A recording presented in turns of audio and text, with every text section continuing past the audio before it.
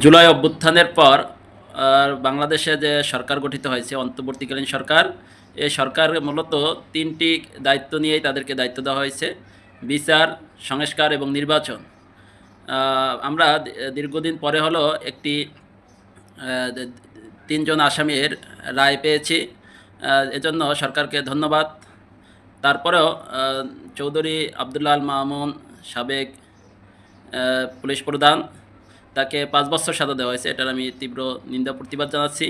এভাবে রাজসাক্ষী হলেই যে তার সকল গুনাহ মাফ হয়ে যাবে, এরকমের হওয়া উচিত নয়। যার যে প্রাপ্যটা তাকে সেরকমের শাস্তি দেওয়া উচিত। তারপরেও ধন্যবাদ, বিচার প্রক্রিয়ার একটা প্রাথমিক স্টেপ আমরা পার হয়েছি। এখনও অসংখ্য আসামিদের সাজা এবং বিচার প্রক্রিয়া বাকি রয়েছে, এবং যাদের সাজা হয়েছে তাদেরকে যত দ্রুত সম্ভব অ্যারেস্ট করে এবং সকল আইনি প্রক্রিয়া শেষ করে তাদের সাজা কার্যকর করার তীব্র সাজা কার্যকর করার আবেদন জানাচ্ছি। তারপরেও বাংলাদেশে দেখেন, আওয়ামী ফ্যাসিজম তারা বাংলাদেশ থেকে বিতাড়িত হয়েছে, বিদেশ থেকে তারা দেশের লোকদেরকে হুমকি দামকি দেওয়ার চেষ্টা করতেছে। তারা দেখে নিবে, তারা কঠোর আন্দোলন প্রতিরোধ গড়ে তুলবে, কিন্তু দেখেন তারা দেশে নাই, বিদেশে বসে হুমকি দিচ্ছে।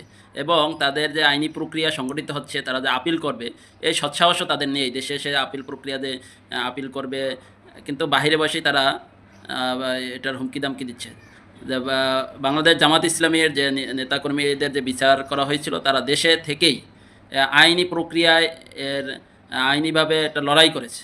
তারা রাজপথে ছিল, প্রতিবাদ মিছিল করেছে, কিন্তু আওয়ামী ফ্যাসিস্ট শেখ হাসিনার সরকার তাদের দলীয় প্রধানের ফাঁসির রায় কার্যকর করা হলো। তারা একটি মাত্র মিছিল করারও করতে পারেনি, কিন্তু হুমকি দামকি দিচ্ছে ঠিকই। এই আওয়ামী ফ্যাসিজম বাংলাদেশের মানুষ আর মেনে নেবে না। ফ্যাসিজমকে বাংলাদেশ থেকে যেভাবে বিতাড়িত হয়েছে, এরা আর দেশে আসতে পারবে না। ফ্যাসিজম ছেড়ে যদি কেউ রাজনীতি করতে চায়, তারাই বাংলাদেশে রাজনীতি করার সুযোগ পাবে। তা আমরা সাধারণ জনগণ হিসেবে একটাই দাবি, যে জুলাই অভ্যুত্থানে ১৫০০-র অধিক মানুষকে, ছাত্র জনতাকে যারা শহীদ করেছে, তাদের দৃষ্টান্তমূলক শাস্তি, এই যে ফাঁসির দাবি, ফাঁসি যে কার্যকরের দাবি, এটা যেন আইনি প্রক্রিয়া শেষ করে অনতিবিলম্বে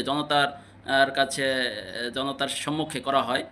এটা আমাদের সকলের একটা প্রাণের দাবিতে পরিণত হয়েছে। মানুষ যেভাবে ঈদের মতো আনন্দ উৎফুল্ল করে, তেমনি এই শেখ হাসিনা এবং সাবেক স্বরাষ্ট্রমন্ত্রী আসাদুজ্জামান খান কামালের রায়ে তার চেয়েও দ্বিগুণ আনন্দ পেয়েছে। কিন্তু আমরা যে সকল শহীদদের